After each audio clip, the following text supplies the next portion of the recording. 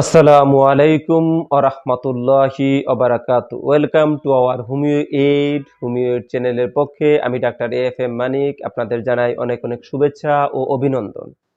আজকে আমার একটা গুরুত্বপূর্ণ আলোচনা, সেটা হচ্ছে সাদা স্রাবের ধরন। আসলে সাদা স্রাবটা কিরকম ধরনের হওয়া উচিত আমরা কি আসলেও জানি? তাহলে আমরা অবশ্যই জেনে নেই যে সাদা স্রাবটা কিরকম ধরনের হওয়া উচিত। মাসিক চক্রে এক এক সময় স্রাব ঘনত্ব এক এক রকম হতে পারে। সাদা স্রাবের ঘনত্ব পাতলা হতে পারে, কখনো ঘন হতে পারে, কখনো আঠালো হতে পারে, কখনো ঘন ঘন চাকা চাকা হতে পারে। হ্যাঁ, এগুলো কিন্তু স্বাভাবিক। সেই জিনিসগুলো যদি আপনি না জানেন, আপনি যদি মনে করেন এটা অসুস্থ, তাহলে তো সমস্যা। সেই জন্য অবশ্যই আমাদেরকে জেনে নিতে হবে। কারণ আমাদের দেশের মধ্যে প্রচলিত আছে যে এটা খুব সমস্যা একটা জিনিস। হ্যাঁ, শেয়ার করব, লজ্জা পাচ্ছেন। আপনি লজ্জা পাওয়ার কোনো কারণ নেই। এগুলো আমাদের স্বাভাবিক ন্যাচারাল নিয়ম। আপনি যেরকম প্রস্রাব পায়খানা সম্পর্কে জানা উচিত, আপনি মেয়ে মানুষ, আপনাকে অবশ্যই সাদা স্রাব সম্পর্কে আপনার ধারণা নিতে হবে যে আপনার স্রাবটা আসলে কতটুকু পরিমাণে হওয়া উচিত, কি পরিমাণে হওয়া উচিত। এটার যদি আপনি ধরনটা না জানেন, কি ধরনের হইলে অসুস্থ, কি ধরনের হইলে সুস্থ, এটা যদি আপনি পরিপূর্ণভাবে না জানেন, তাইলে তো আপনি মনে করবেন আপনি অসুস্থ, তাইলে তো আপনি আরো বেশি অসুস্থ হয়ে যাবেন। তার আগে যারা এখনো আমার এই চ্যানেলটি সাবস্ক্রাইব করেননি, প্লিজ প্লিজ প্লিজ অবশ্যই সাবস্ক্রাইব করে নিন। পাশে থাকা বেল আইকনটি প্রেস করে রাখুন, যাতে নতুন ভিডিও আসা মাত্রই আপনার নিকট নোটিফিকেশন চলে যায়।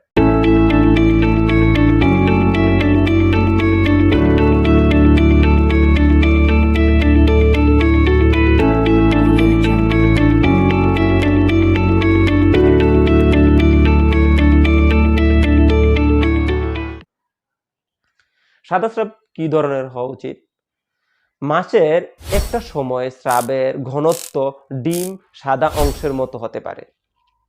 সেই সময় স্রাবকে আঙ্গুল দিয়ে টেনে কয়েক ইঞ্চি বড় করলেও সেটা সহজে ভাঙে না। এমন স্রাব হওয়ার সময় সহবাস করলে গর্ভধারণ সম্ভাবনা সবচেয়ে বেশি।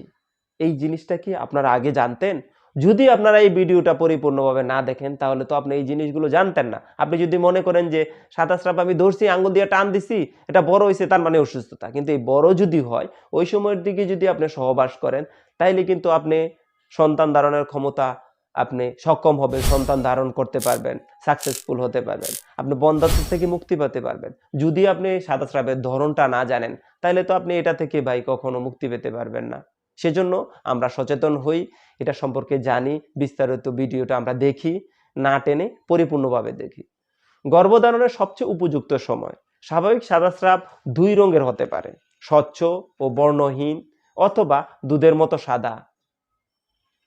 স্বচ্ছ বর্ণহীন সাদা স্রাবের বাতাসের স্পর্শে আসলে সাদা বা হলুদ রং ধারণ করতে পারে।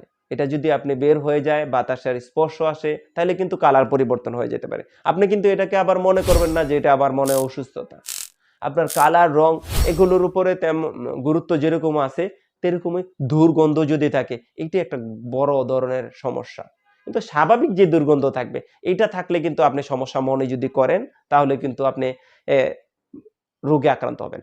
এগুলো যদি আপনার সমস্যা হয় বা এই ধরনের তথ্যগুলো জানতে হলে আপনি অবশ্যই একজন রেজিস্টারকৃত হোমিওপ্যাথিক ডাক্তারের পরামর্শ নিবেন, যিনি একক এবং একটি মেডিসিন ব্যবহার করে পরিপূর্ণ রোগীলিপি তৈরি করে এবং কেস হিস্ট্রি করে আপনাকে বিভিন্ন ধরনের খাবারের নিয়ম, চলার নিয়ম এগুলো যারা বলে দিবে, এরকম ধরনের একজন রেজিস্টারকৃত ভালো অভিজ্ঞ ডাক্তারের পরামর্শ নিন।